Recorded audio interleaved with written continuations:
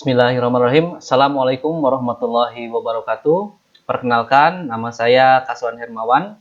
Hari ini adalah kita akan membahas tentang materi kepariwisataan. Kita mengambil judul adalah skema pariwisata.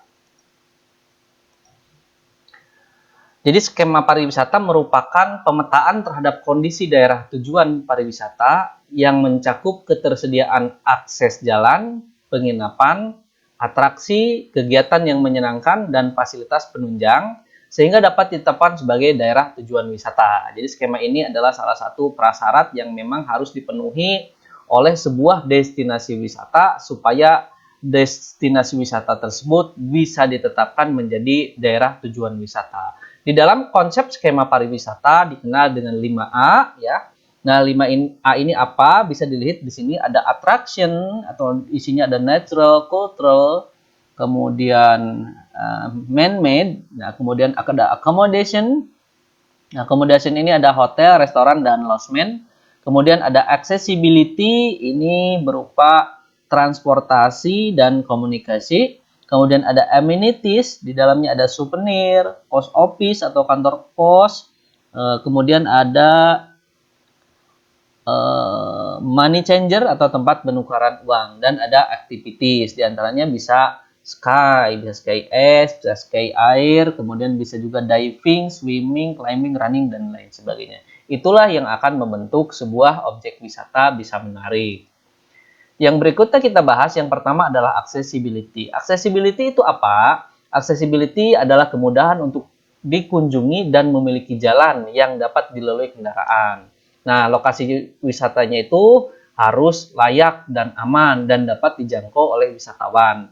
Serta tersedianya fasilitas transportasi, mulai dari prasarana berupa jalan raya yang baik, lapangan udara yang baik, pelabuhan, ya, kemudian akses jalan tol, kemudian lain sebagainya yang bisa mengakses. Bisa kalau misalkan jalannya curang, bisa ada lift untuk mencapai ke sana.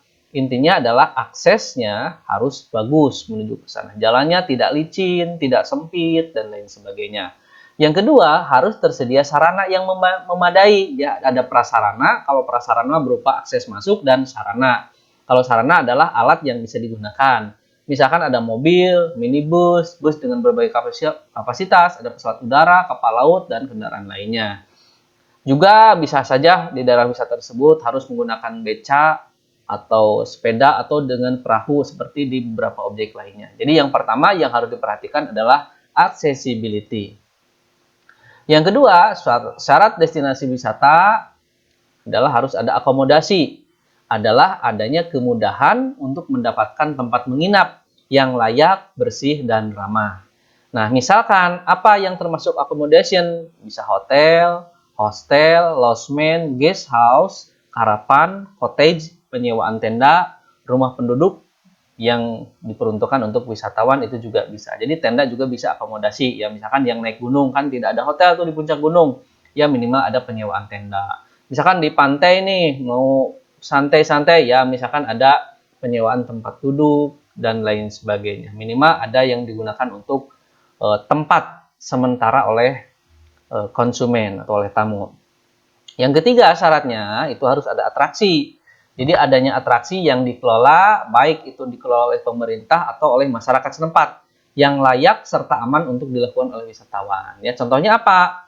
Atraksinya, ada pemandangan alamnya, ada kelihatan pantainya yang ombaknya bergulung-gulung, ada keindahan gunung, ada aliran sungai yang jernih, yang besar, yang memang bagus.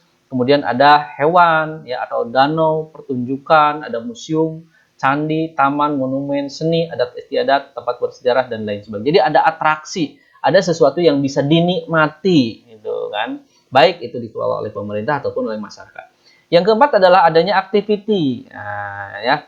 Jadi aktivitasnya adanya aktivitas yang bisa dilakukan, yaitu tersedianya sarana untuk melakukan kegiatan yang menyenangkan dan aman di DTW. DTW ini apa? DTW itu adalah daerah tujuan wisata. Ya, jadi dikenal dengan DTW. Ada juga ODTW. Kalau ODTW itu adalah objek dan daya tarik wisata. Contohnya apa? Mendaki gunung, ski air, menyelam, berenang, jalan santai, menonton pertunjukan, dan menikmati pemandangan. Kalau foto ini orang sedang melakukan body rafting ya di Grand Canyon. Ya, jadi ada activities yang menyenangkan, yang berkesan. Dan yang kelima ada amenities. Ya, amenities adalah fasilitas penunjang yang harus tersedia di daerah tujuan wisata ya. Di antaranya harus ada telepon, money changer, ada ATM, ada toko-toko untuk belanja, ada restoran, toilet yang memadai, toko sindera mata, pasar, dan internet. Ini adalah salah satu gambar yang ada di Pangandaran. Ya. Jadi bagaimana adanya toko-toko untuk menjual cindera mata atau oleh-oleh bagi pengunjung. Atau juga pengunjung yang mau berenang bisa beli pakaian dulu kalau tidak bawa pakaian dalam dan lain sebagainya. Mungkin itu pertemuan hari ini tentang skema pariwisata. Mudah-mudahan bisa dipelajari, dipahami. Terima kasih. Wassalamualaikum warahmatullahi wabarakatuh.